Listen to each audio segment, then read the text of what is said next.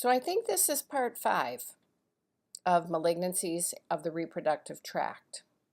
So this one will be fairly lengthy. It does cover 11 slides.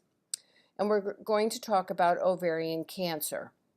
So let's start by looking at the picture on the top of this slide. This is a normal ovary. Ovaries are about the size of a walnut that's still in its shell. This is a beautiful looking ovary. It's white, it's a little bit bumpy, may have a couple little follicles that are in there, but all in all, that's looking pretty decent. Now let's focus on the strip of pictures that are on the bottom. So on the far left, when you look at this, it looks like a big jumble. It looks like a bag of who knows what. Well, what this is it's a complex cystic mass. And there's a lot of locules in it. Okay, that's why it's called a multilocular cystic mass.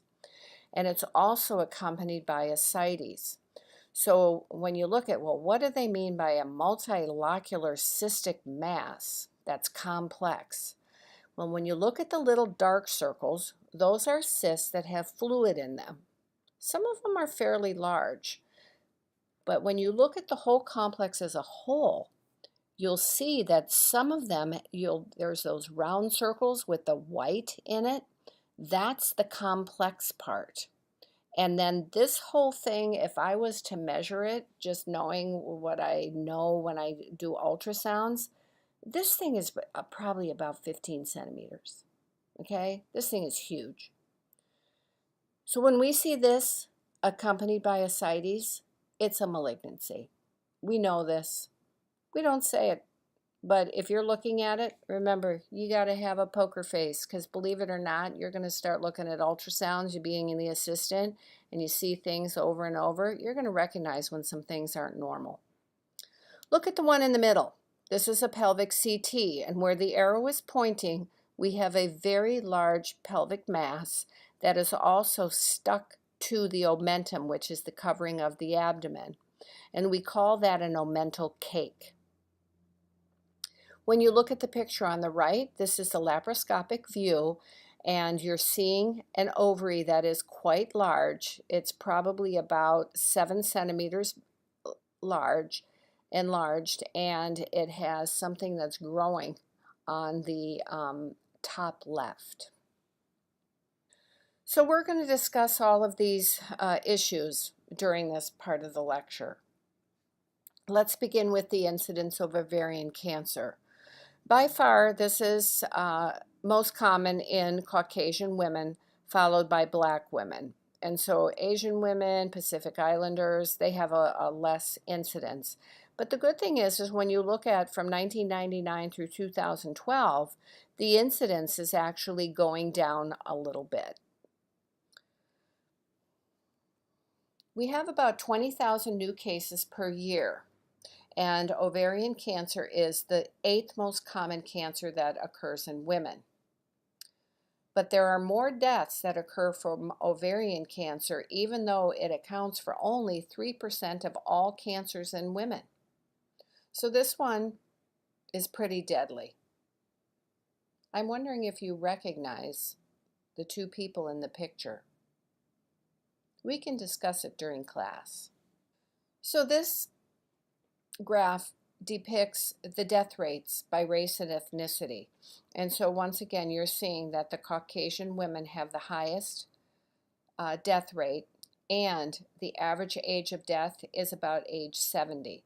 But this doesn't mean that you can't get diagnosed when you're in your 30s, 40s, or 50s, because women are diagnosed at that time. So what are the risk factors?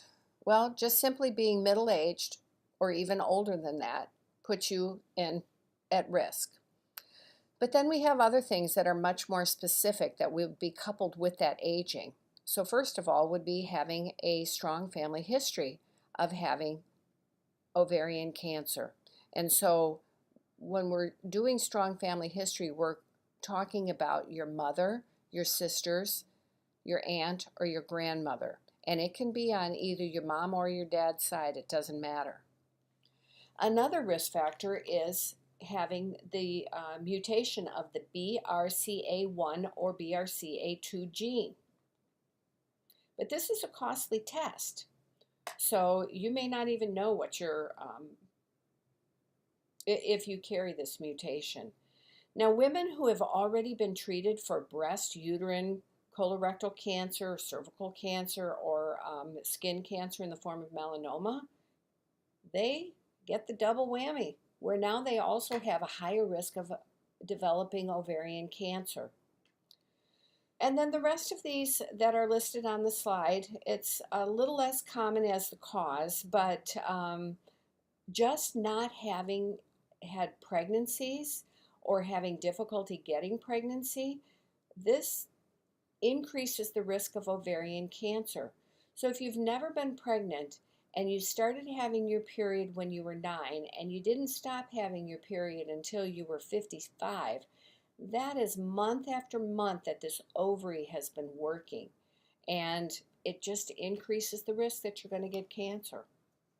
So signs and symptoms, they're vague, and they often don't manifest themselves until there is advanced disease present. So once again, we have the unexplained vaginal bleeding.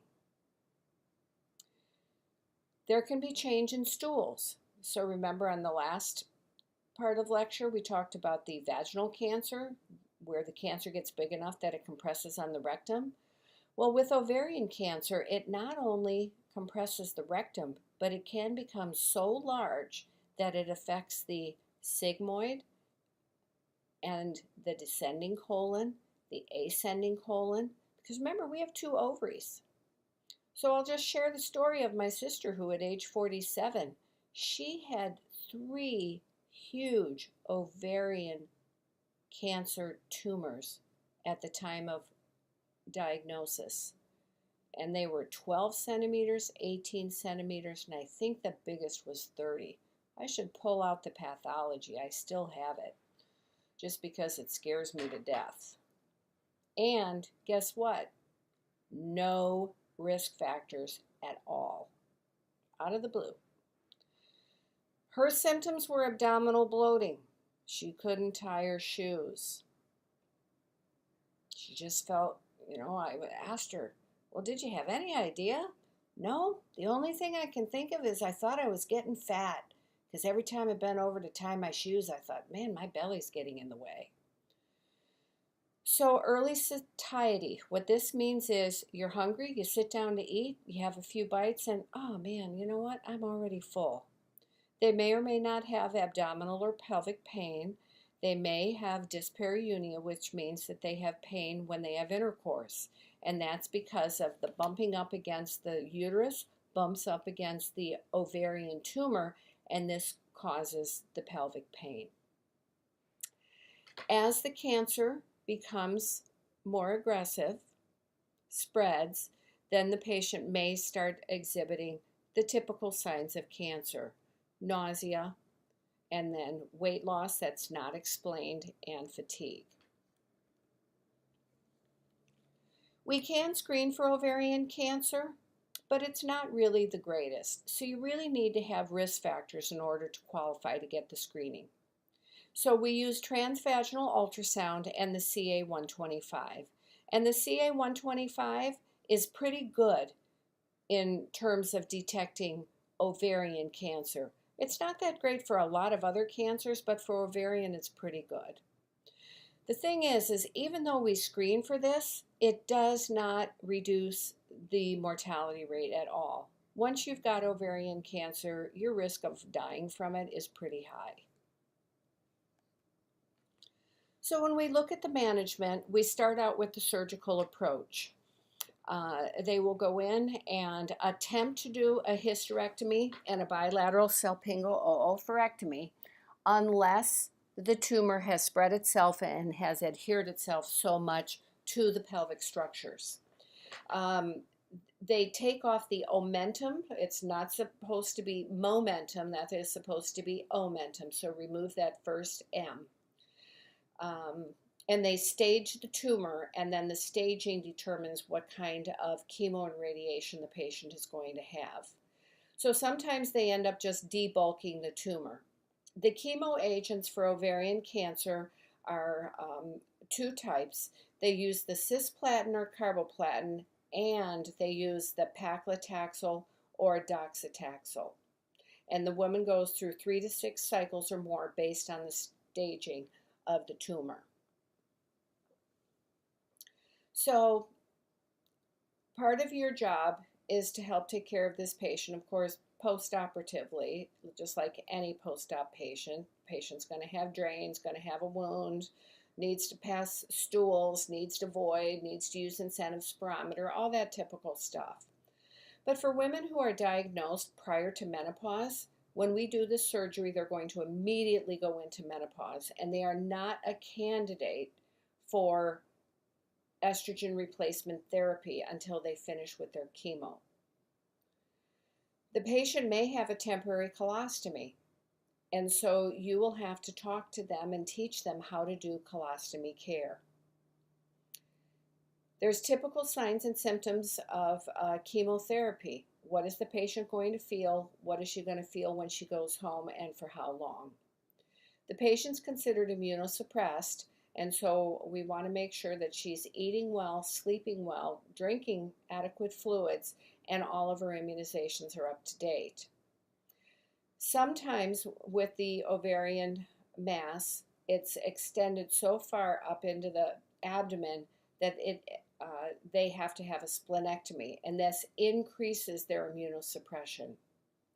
Of course, the patient will experience hair loss as a side effect of the chemo agents used to treat this cancer. So, what else are your nursing interventions? Well, when you consider that 1 in 71 women will develop ovarian cancer in their lifetime, we need to screen for signs and symptoms. We need to encourage women to go in and get that annual pelvic exam. So if you recall from week 1, we no longer are doing pap smears on an annual basis, so women aren't going to come in for those exams. So you need to encourage your mother and your aunts and your grandmothers to go in and get that pelvic exam anyway. You're going to provide the post-op care like I already mentioned. If you happen to be working on an oncology unit, you're going to be caring for the post-op chemo side effects. And when you realize that the patient is not responding well, then we want to refer our patients over to hospice care so that they can be well cared for and be comfortable until the time of their death. So this ends the lecture that's about ovarian cancer, and then our last section is going to be about breast cancer.